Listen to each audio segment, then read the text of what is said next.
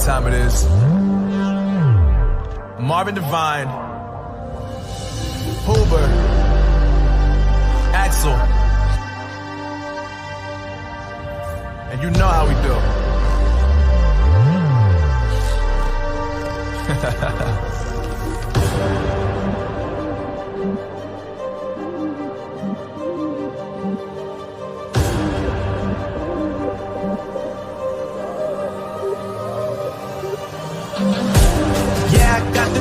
Yeah, I got the juice.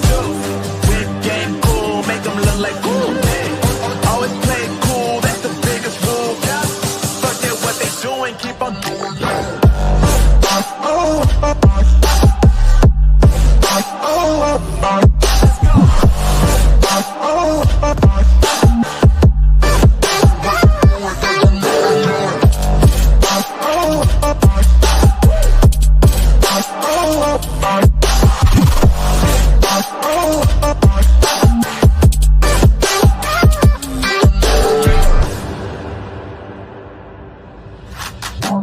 I've been making loot since like 22.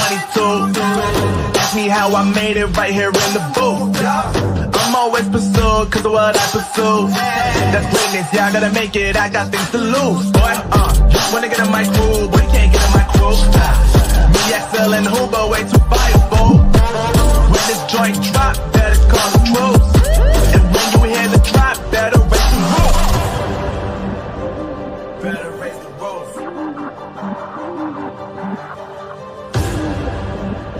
You already know what happens when we when we link up. Let's go. Yeah.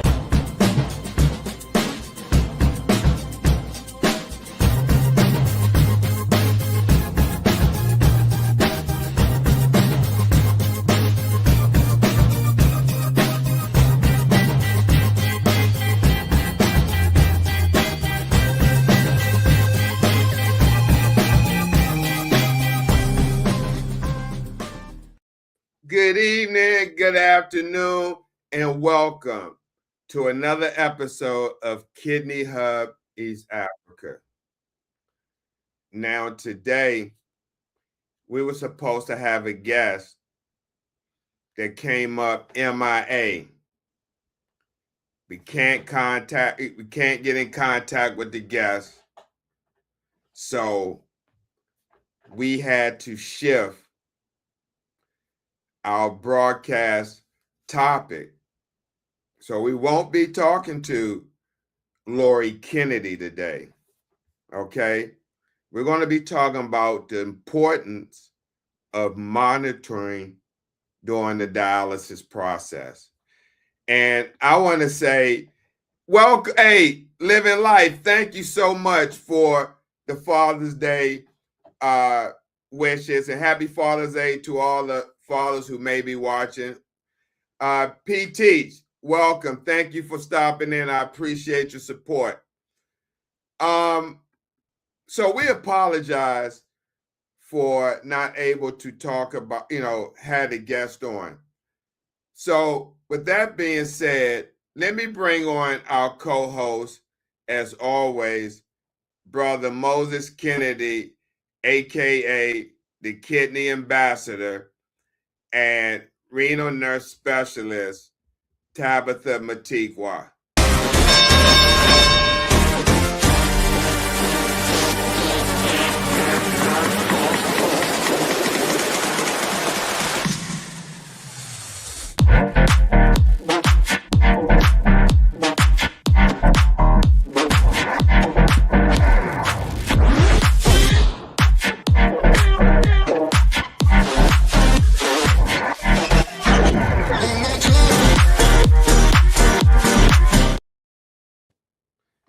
Hey, Brother Moses. Tabitha, how you doing today? I'm fine, thank you. Yeah. Tabitha, before we get started, I just want to share something with you. I have some serious concerns for Brother Moses. Yeah. He doesn't look well to me, even though he said he's okay. I just something in my gut saying that he's not okay. And I don't know, I may be overreacting, but just something in my gut tells me something's not right. Last week he was not well. I called him and he was on treatment. I don't know by now whether he has improved. The way he was last week, he was bad. He was not well last week. Brother Moses, you talking about? Are you speaking of Brother Moses wasn't well? Yeah, Brother Moses wasn't can well. hear you. Yeah. Brother Moses, please, how are you feeling right now?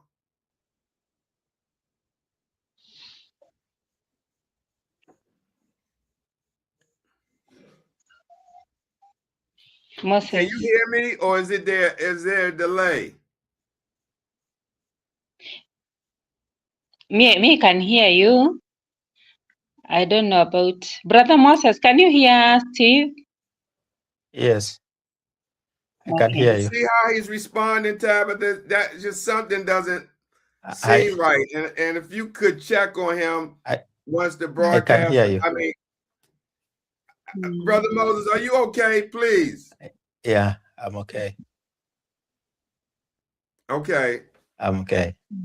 I want to take your word for it, but I want to be honest with you. I don't believe it. Yeah. He doesn't look well. Yeah, I mean, Tabitha, you're a renal nurse specialist, and you're there in Kenya. From your assessment of what I just was speaking to him, he's coming back on, did he seem well to you, or like something may be going on? Most likely, maybe he has not recovered fully, because last week he was saying he's not well. And he had told me he was not feeling good. He's not feeling well. Yeah, we lost him again. Yeah, I really have serious concerns about that. And that brings us into the topic that I want to discuss with you that I'm sure you're all too familiar with. And that's monitoring the dialysis process. Yeah. You know, a lot of individuals, whether it's East Africa, United States, United Kingdom, Asian Pacific, wherever, dialysis is dialysis. And when you're talking about monitoring the patient while they're on their treatment, that's very important, because hemodialysis requires keen observation on the part of the nurse or the technician. And now complications can arise instantaneously. A lot of people don't know that. Blood pressure and pulse checks here in the United States are taken and recorded every 30 minutes. Some places they may do every hour, or more frequently as necessary. And during that time, when we check in the vital signs, machine settings are adjusted frequently during the treatment and recorded on the treatment sheet. Excuse me. Now, can you talk about the importance, even where you're at, of monitoring the patients during the hemodialysis process? Thank you. Thank you, Brother Steve. It's very, very important to monitor our patients when they first come into the dialysis. you can check on them. Are they okay as they are coming in? Are they able even to stand on the weighing machine? Are they, how are they? Do they have shortness of breath? When you look at them, do they look edematous? When you look at the eyelids, are they swollen? At how they are breathing, are they having shortness of breath?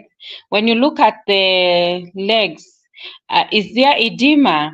So it's very important to see how they come in, and even as you are interacting with them, you are checking on how they are. So you can do head-to-toe examination.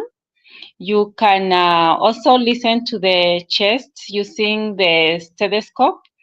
At the same time as you are checking on them, see if they, you use your stethoscope to even listen to the chest, which is very, very important. Again, as you're looking at them, look at are they having any pallor? You can check on their eyelids.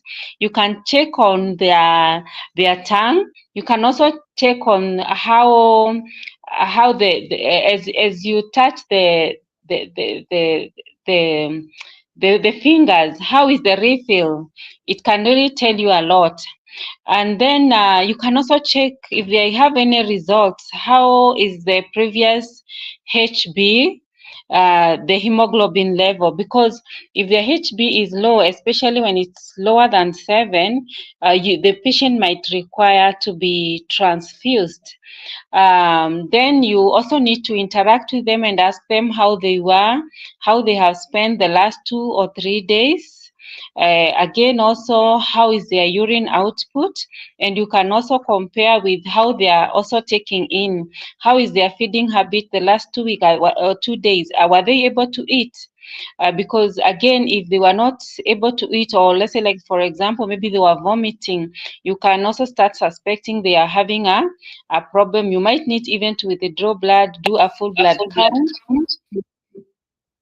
to check on how they are doing. So it's very, very important to see how your patient has come in.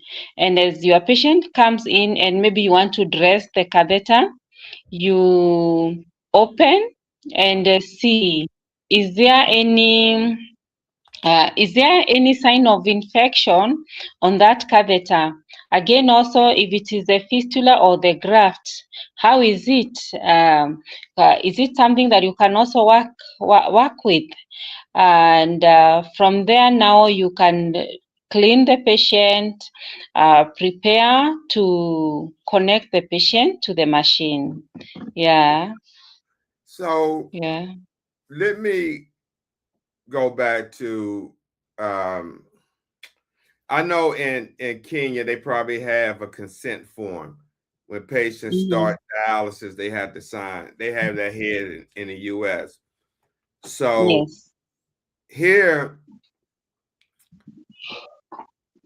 where I feel, in my opinion, that a lot, not all, but many patients miss on the consent form is a part. So here, let me just read a section of the consent form, and then I want to come back and address it. So it says, I have been informed that the following risks are associated with hemodialysis, and that while such risks are not common, one or more can occur and be potentially life-threatening.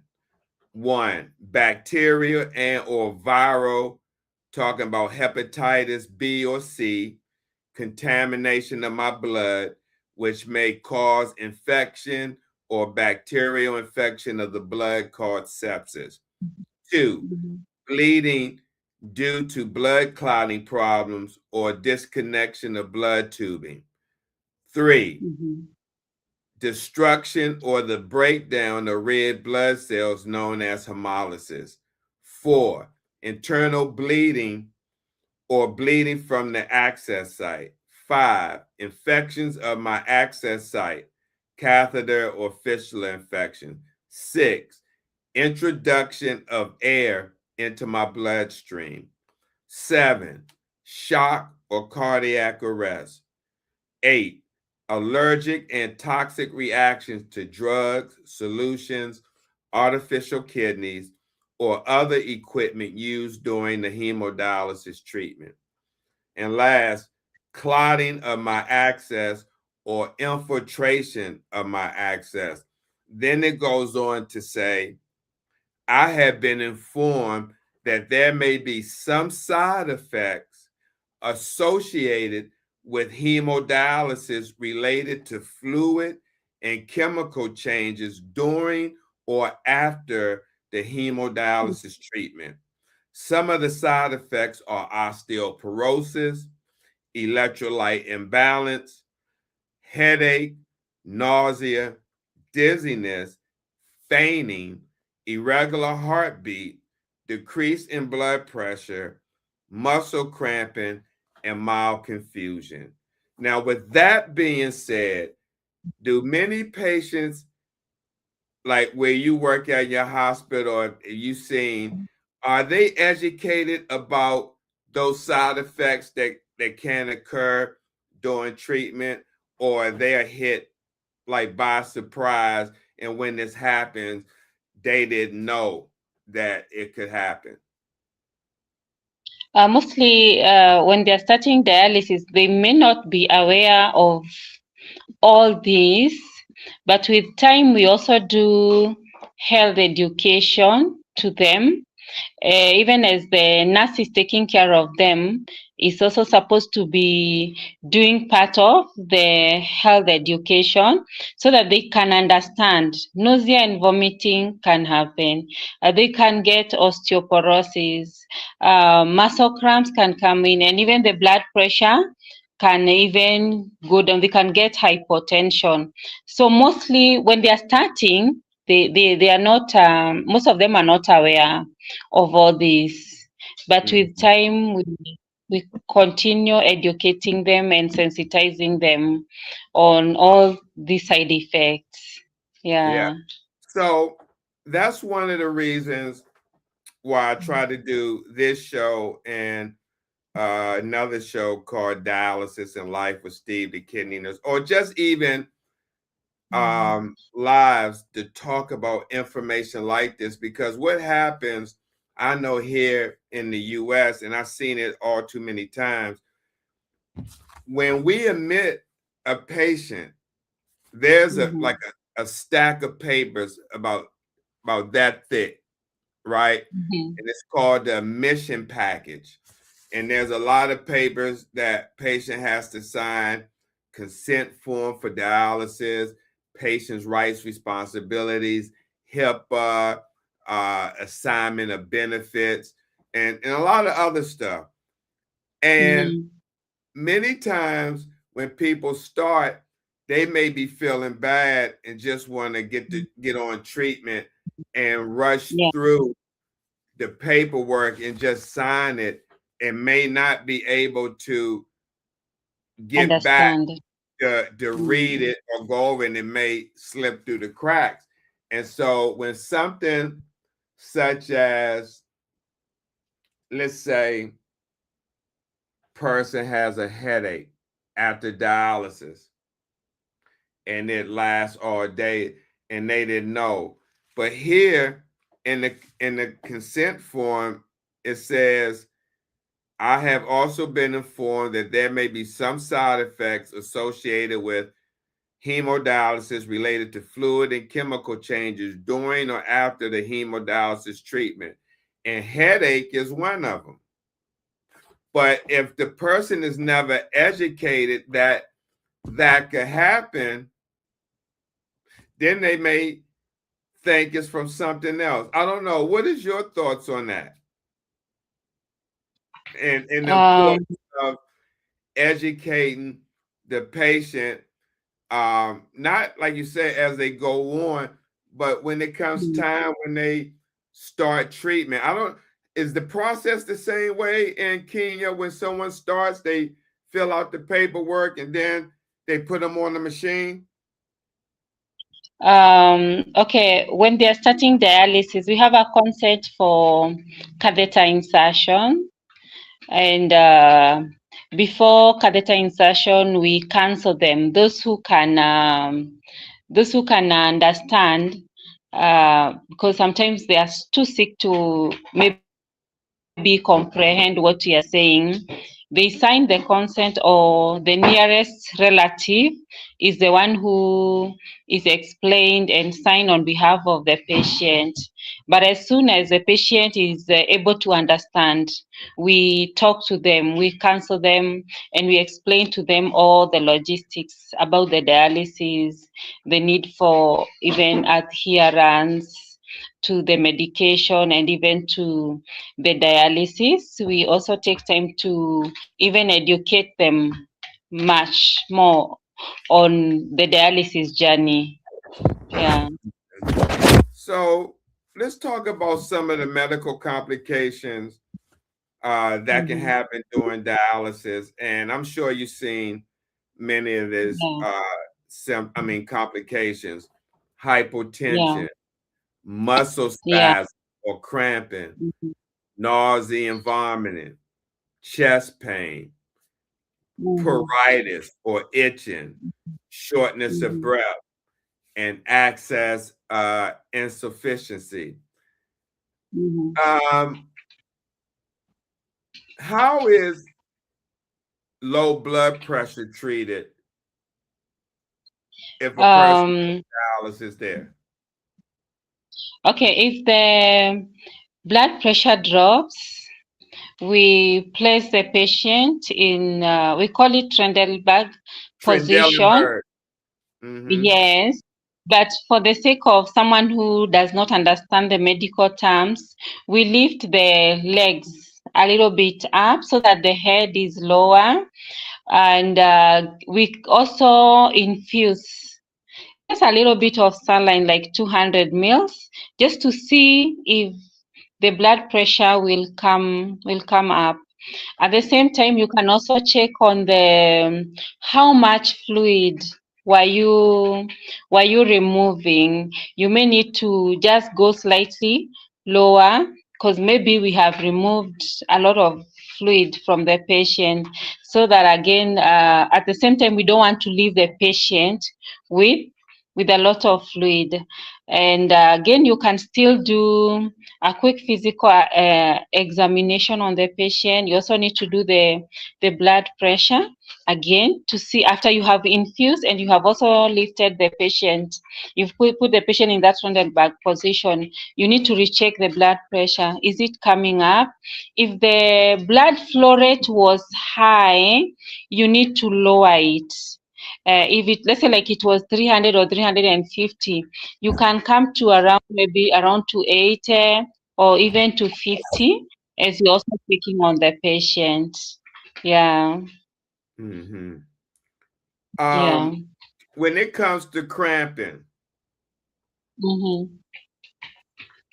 do you see patients in Kenya using certain remedies to stop the cramping during treatment? Like here, they have some people who may drink pickle juice during treatment to help with the cramping. But there's nothing medically established that says, pickle juice relieves cramping, but some people do use it and they say it helps. But is there any remedy like that some patients may use for cramping?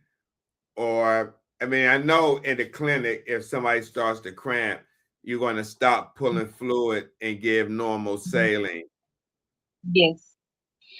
I haven't seen any remedy being used, but mostly we infuse some saline to see if the patient is going to respond well. Just like 200 mils, it makes a lot of difference. Yeah. Oh, yeah. Fluid wise? A And flow, do you reduce the blood flow rate, because if it is very high, it can also cause the cramps to be there. Yeah. Mhm. Yeah. What about nausea? Do you see Uh, a lot of people deal with nausea while they're on the machine? yeah, we have several who also deal with nausea, and if the blood flow again is high, you can you reduce the blood flow rate first, and then you observe. If the patient had really vomited, you can still infuse some little saline because of the volume that has been lost. Yeah. And we also check on the blood pressure, because sometimes it could also be high, or it still could also be low. Mm-hmm. Yeah.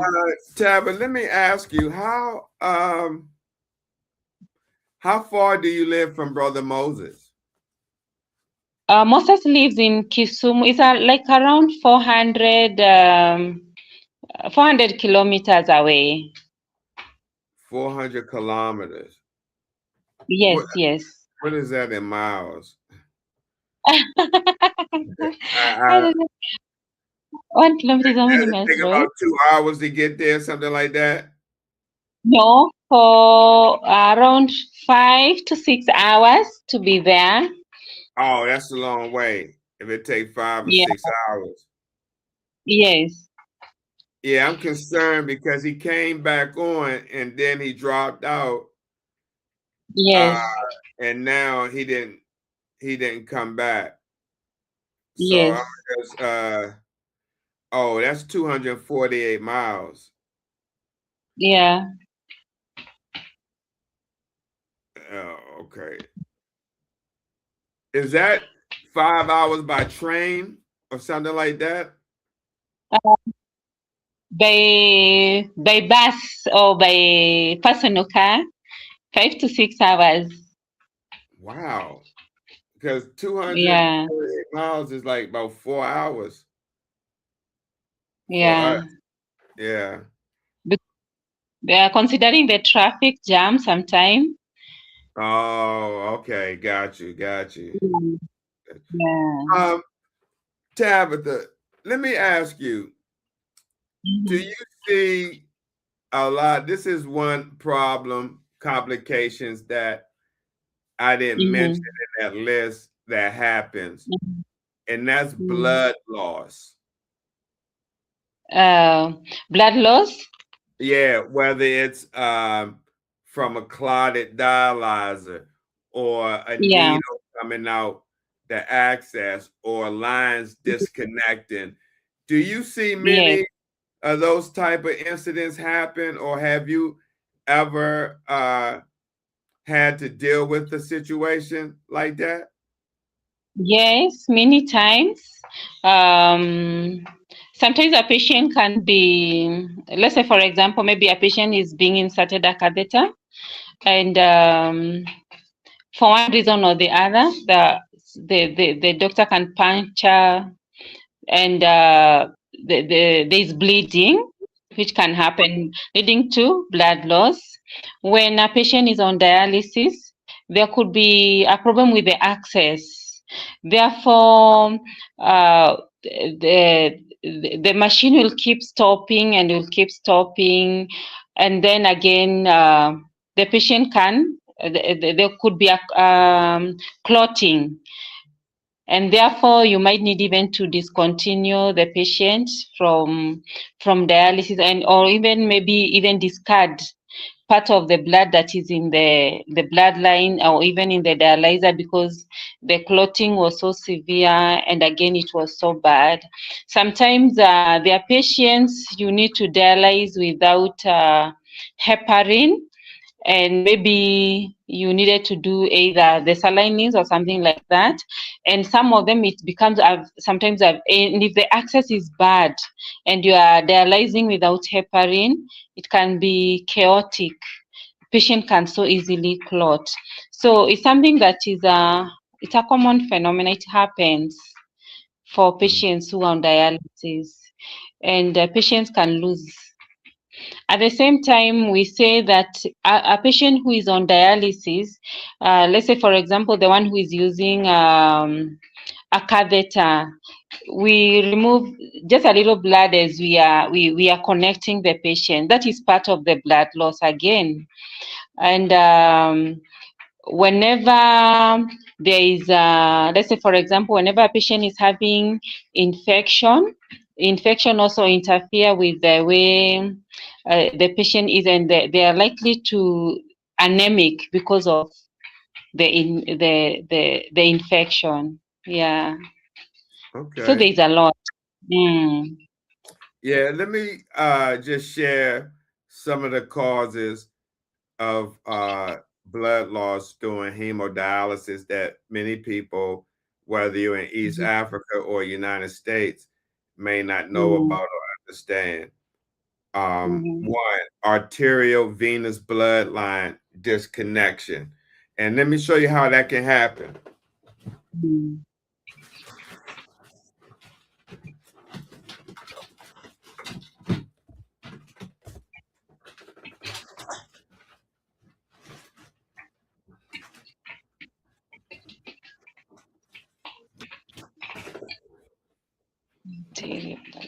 So this is an arterial bloodline right here. Wait a minute. Let me see if I can. Hold on. Let me see. Yeah. No, hold on. All right. Well, anyway, this is an arterial bloodline, and you can tell because of the red on.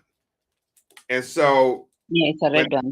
About line disconnection, you have to see, and if you watch it here, right, it's a male part, and then they consider this the female.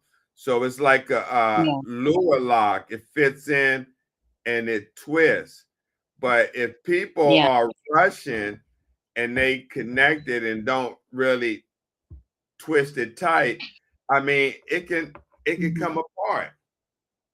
Yeah. Especially if they rushing. You see, chat? Right here.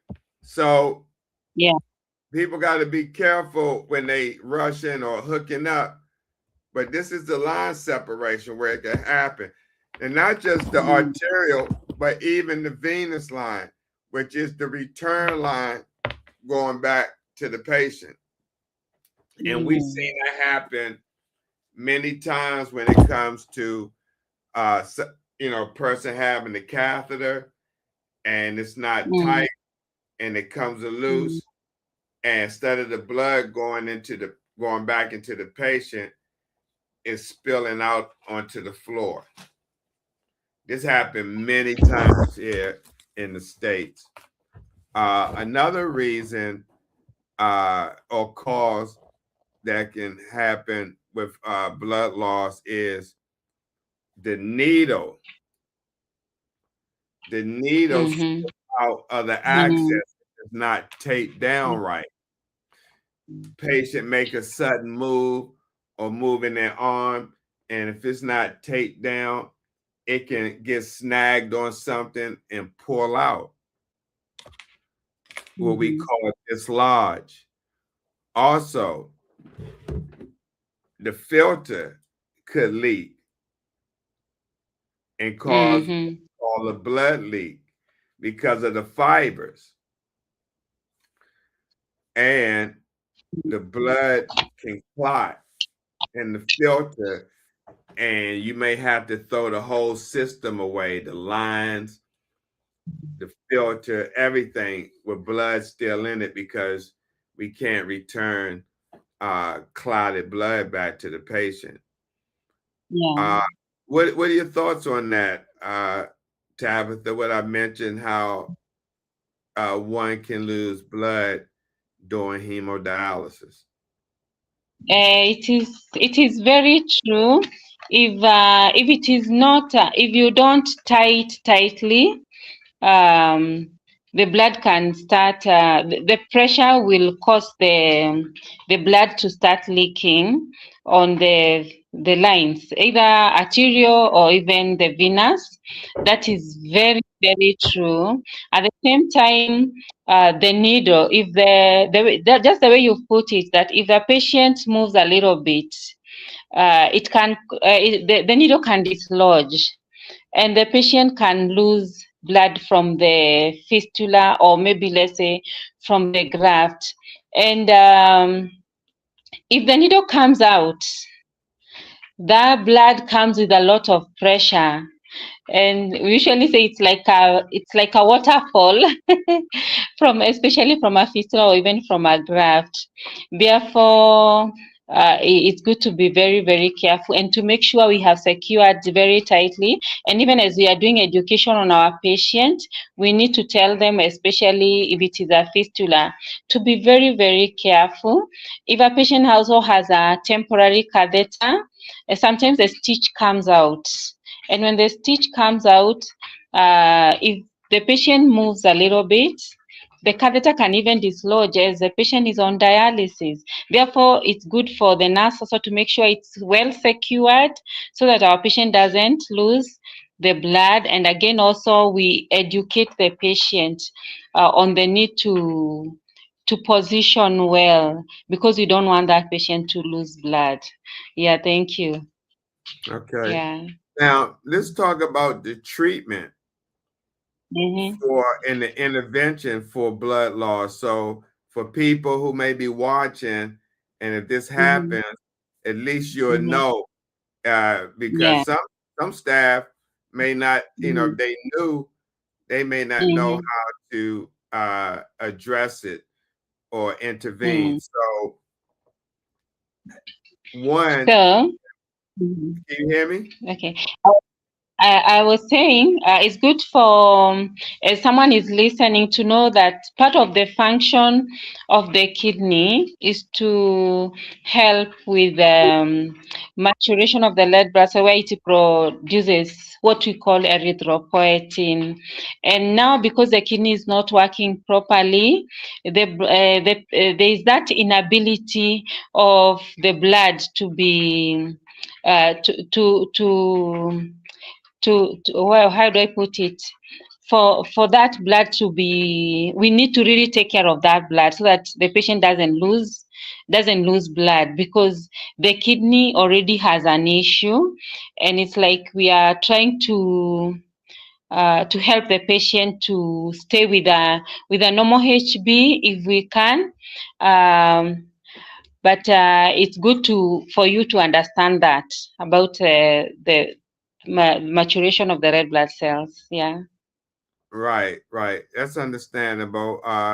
Definitely, if I don't know how it works in East Africa, but here something like this happened, they're able to draw hemoglobin to check the blood count. Now I don't know if that's able to happen, if the clinic would get reimbursed, or how that works in Kenya when it comes to checking hemoglobins and how often, and if they get reimbursed. Here, patient has an issue with their hemoglobin. They do pretty much hemoglobins bi-weekly instead of weekly. Okay, for our patients, the cover that we have for the national hospital, the insurance for the patient, it pays only once per month for the UEC, and also for the full blood count. So in case there is a problem in between, the patient has to dig deeper into their pocket, and there is no reimbursement, but only once a month. Yeah. Wow. So normally what normally happens with blood loss, the treatment here in most dialysis facilities, if it's a large amount of blood loss, They're going to monitor the vital signs. They're going to support the blood pressure as needed. Apply pressure to access as indicated for dislodged needles. Notify the physician, nephrologist, obtain labs as ordered. They may order a CBC to check your hemoglobin. Return the blood if possible. If you got a blood leak, we're going to test the fluid or the dialysate for the presence of blood. If it's blood can come through that membrane, if that membrane fails. So we had these strips that we test for blood leak. And if it is a blood leak, we're not supposed to return your blood. Now, if you got clotted lines, blood leak or clotted lines, you want to restart the patient with new blood lines and or dialyzer. The patient is stable. And we document the incident, interventions, and the patient's response. But let me ask you this, Tabitha. If a patient clots on the machine, or if the filter clots, and say they halfway through the treatment, or not even halfway, do y'all set up a new filter, or that's it because they only reimburse for one treatment? I mean, not one treatment, but for a certain amount of consumables. Okay, if the patient's clot, you just need to document and also write a note to the one who supplies from the store, so that you are given the dialyzer and the bloodline, but with a statement that the patient clotted, so that you get a set of others and the patient doesn't have to pay for the lines that he has received. Yeah. Did you say the store? Okay. What happens, like in our department, we have someone who is managing the store, but it's just within our unit. So we just write a note to the person managing the store where we keep the dialyzer and the bloodline. And then yeah, we also document that the patient clotted. Yeah. Oh, and then you can go down there and get one and set it back up and resume the treatment. Yes. Wow. So that the patient doesn't go home without being treated. Wow. Does that happen the same day, or they have to come back? Just immediately. It happens immediately because the patient has to finish the treatment. And again, you also assess if the HB is very low and you needed maybe to dialyze with blood. You can take the sample and see how fast the patient maybe can get blood. Then the patient can be transfused if it was severe. Wow. Wow. Okay. Well, I ain't gonna hold you. We're gonna cut the show short today by 15 minutes. Because Brother Moses is on my mind. He hasn't came. He normally comes back, and he did come back, and then he, went off screen. Or not, he wasn't on screen, but out of the lobby area. So that's kind of concerning me, and I just hope he's okay. Yeah, I followed through. I know he had told me that he's going to come to Nairobi this week, so maybe he will travel, but I'll do a follow-up on him to see how he's doing.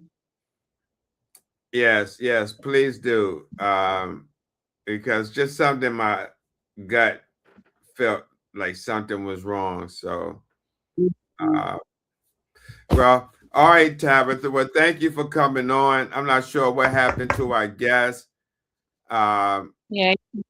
you know, it happens like that. But thank you for coming, you know, taking the time to come on and discuss some of the complications that occur during the hemodialysis process and why it's important for people that work in this field to monitor that process and monitor their patients. Now, one more question before we go.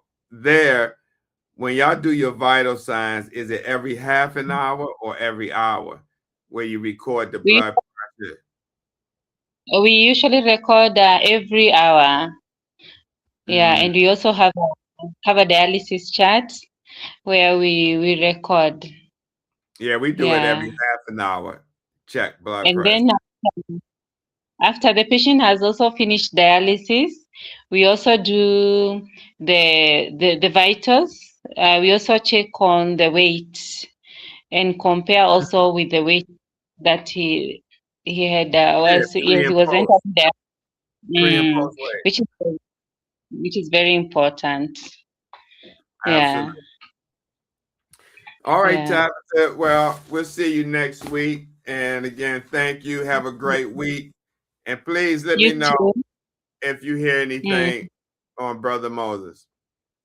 Yes, I will. Thank you. I'll talk to him. I'll give you a feedback. Thank you. Thank you so much. All right, Tab. I'll see you soon. You too. Bye-bye. So everyone, thank you so much for watching.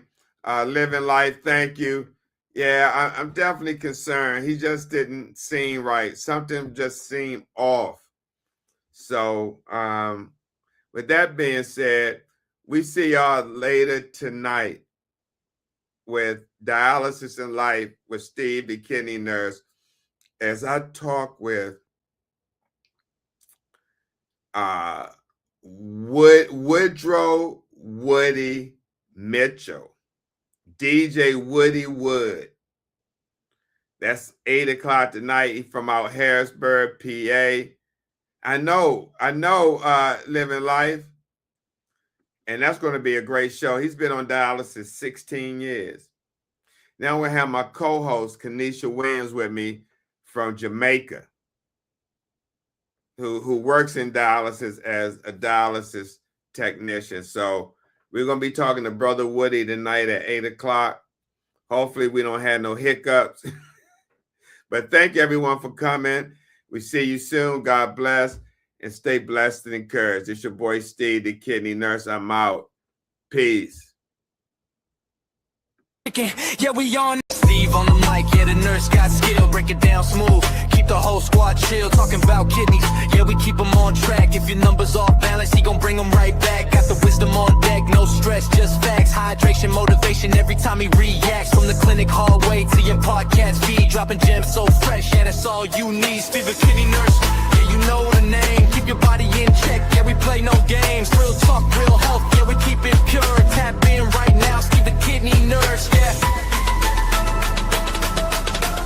Steve, the kidney nurse.